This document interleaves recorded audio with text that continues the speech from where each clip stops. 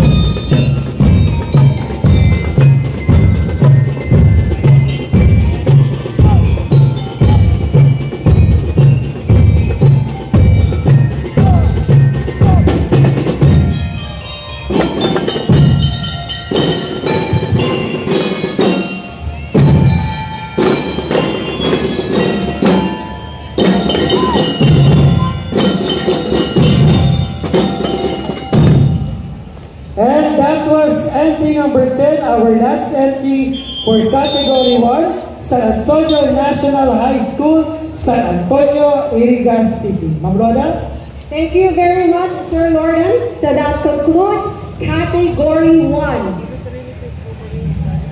Let us now have Category 2, Moped DRRM Mixed Company. Entry number 1, Kasugad National High School, Kasugad, Bula, Camarines Sur.